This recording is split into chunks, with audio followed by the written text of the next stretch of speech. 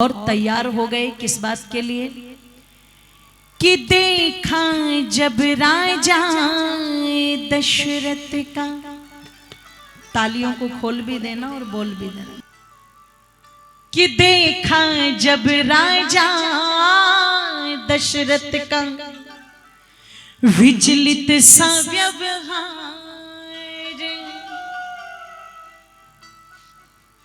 कि हे राजन करो पुत्रेष्ठ बोले मुनि पुकार चलो चल करके जाए ऋषि शृंगी को लाए। दोनों हाथ उठा करके बोलिए जय श्री राम। अरे देखा जब राजा दशरथ का, देखा जब राजा दशरथ का विचलित सा व्यवहार, देखा जब राजा दशरथ का विचलित सा व्यवहार। हे राजन करो पुत्रेष्ठ यज बोले मुनि पुकार चलो चल करके जाए ऋषि शृंगी को लाए। ओहो चलो चल करके जाए ऋषि शृंगी को लाए। हो चलो चल करके जाए ऋषि शृंगी को लाए। दोनों हाथों को उठा करके एक साथ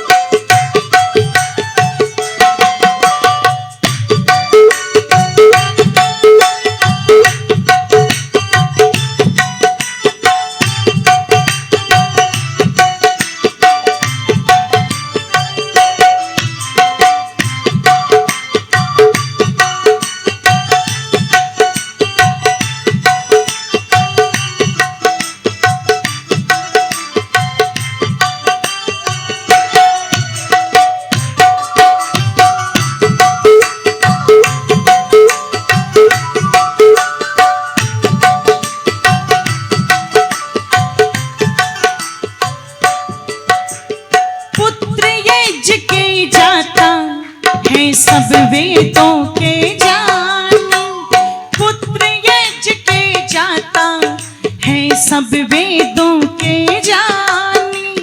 करे कामना पूरी ऋषि वशिष्ठ ने बखानी, करे कामना पूरी ऋषि वशिष्ठ ने बखानी।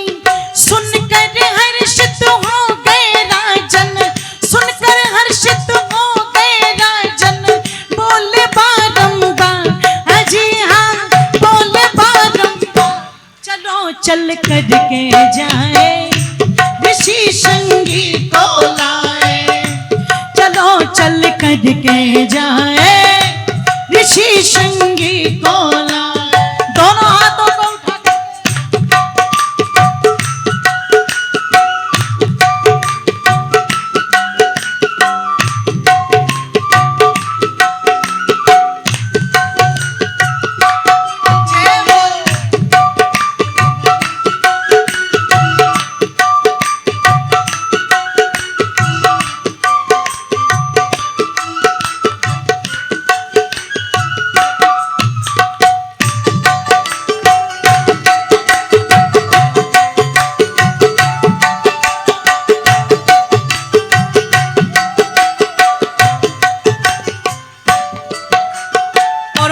वशिष्ठ जी के कहने से महाराज दशरथ संकल्पित होते हैं और क्या कहते हैं, मैं स्वयं ही लेने जाऊं ये राजा ने विचारी। मैं स्वयं ही लेने जाऊं ये राजा ने विचारी।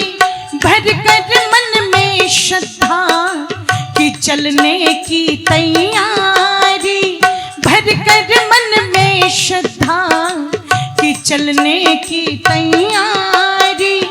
पत्नी सहित मुनि को ले करके, पत्नी सहित मुनि को ले करके आ गए अपने द्वारे। अजी हाँ आ गए अपने द्वार चलो चल कर करके जाए, ऋषि संगी को लाए। हो चलो चल करके जाए, ऋषि संगी को लाए। चलो चल करके जाए, ऋषि संगी को लाए। हो चलो चल करके जाए, ऋषि संगी को लाए। दोनों हाथ उठा करके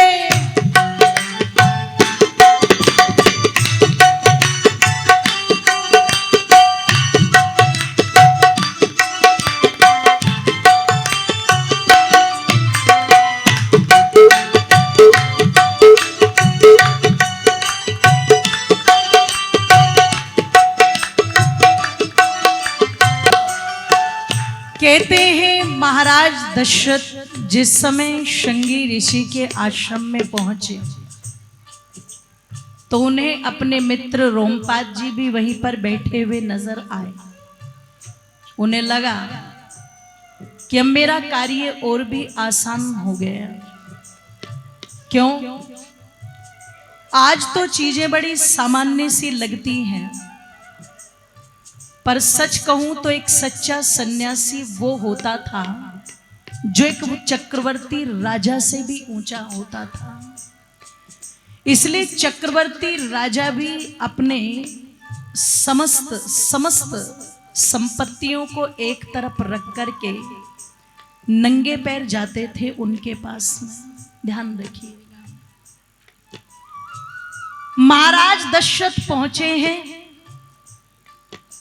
और अपने मित्र से कहा है कि मैं इनको लेने आया हूं, कुछ सहायता मेरी तुम भी करो और इनको मनाओ और कहो कि मेरे साथ चले।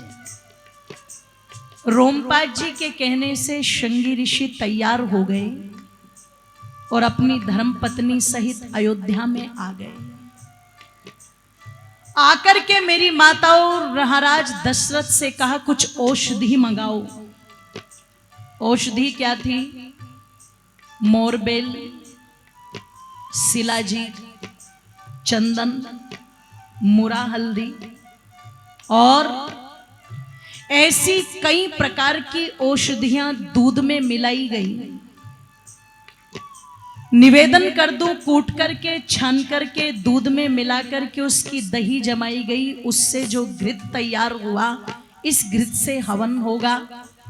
ये समिधाएं लगेंगी और कुछ औषधि जो थी वो खीर के अंदर मिलाई गई। जैसे बड़ की जड़ जो होती है उसका पिसा हुआ चूर्ण। एक आक का पेड़ होता है, सफेद फूल जिस पर आते हैं, और उसकी जो जड़ें होती है जब वो बढ़ता है तो बिल्कुल गणेश जी जैसी आकृति बन जाती है। उसको निकाल लेते हैं वैद्य लोग, उसको सुखा करके उसका चूर्ण बना करके उसको भी दिया जाता है। पर ये प्रत्येक कंडीशन में अलग अलग होता है।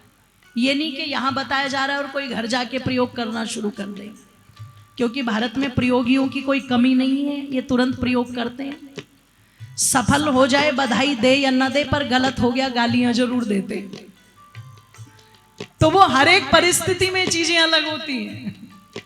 तो इस प्रकार की कई सारी औषधियां जो थी माताओं वो तैयार की गई और उनको दूध में डाल करके खीर बनवाई गई।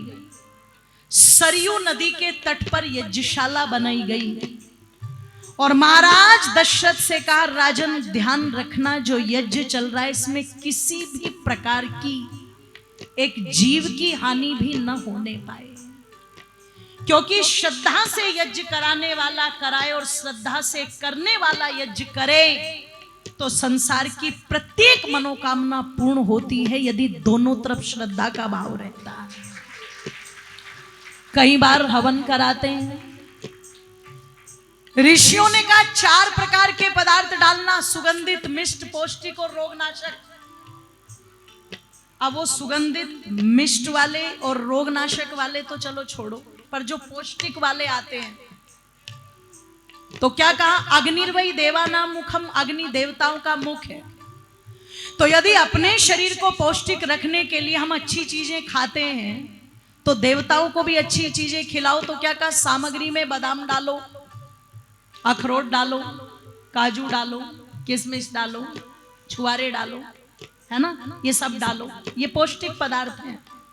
और अग्नि जला करके नष्ट नहीं करती, कई गुना बढ़ा करके देती है। तो लोग इतने चालाकी कर देते हैं, कई बार मैंने देखा बादाम की अंदर वाली गिरी निकाल ली और वो जो बाहर वाले छिलके वो सारे सामग्री में डाल दिए। तो हमने कहा ये क्या किया, बोले पौष्टिक पदार्थ डाले ने। मैंने कहा पौष्टिकता छिलकों में थोड़ी ना थी, पौष्टिकता तो अंदर वाले भाग में थी, तो तुम्हें अंदर वाला भाग डालना चाहिए था। इसने कहा कोई बात नहीं, मैं आपकी बार अंदर वाला डाल दूंगा। छुआरे लेके आया बाजार से, उसका ऊपर का खुद खा गया और अंदर वाली गुठली। बताओ इस पर देवता कौन सी कृपा बरसा देंगे? भाई देवता भी तो कृपा उसी पर बरसाएंगे जो देवताओं को पूजा पद्धति में वो नियत वो भाव रखेगा। तो कहा कि राजन इस यज्ञ के अंदर कोई हिंसा ना हो, इस बात का विशेष ध्यान रखना।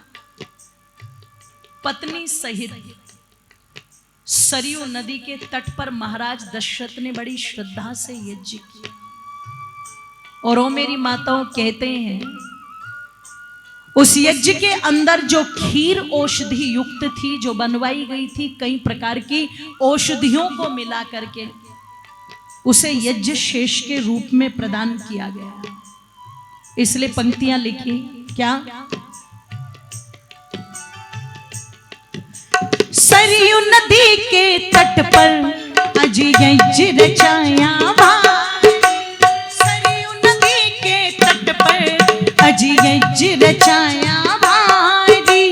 अग्निदेव भी प्रकट हुए थी कृपा प्रभु की बारी, अग्निदेव भी प्रकट हुए थी कृपा प्रभु की भारी। मिला औषधि अंजलि की थी, मिला औषधि अंजलि की थी, वहां पे खीर तैयार अजीगा, वहां पे खीर तैयार। चलो चल करके जाए ऋषि शृंगी को लाए, चलो चल करके जाए ऋषि शृंगी को लाए। और देखा जब राजा दशरथ का विचलित सा व्यवहार, देखा जब राजा दशरथ का विचलित सा व्यवहार। हे राजन कर पुत्रेष्ठि यज, बोले मुनि पुकार, चलो चल करके जाए ऋषि शृंगी को लाए, चलो चल करके जाए ऋषि शृंगी को लाए, चलो चल करके जाए ऋषि शृंगी को लाए, चलो चल करके जाए ऋषि शृंगी को लाए, चलो चल करके जाए ऋषि शृंगी को लाए।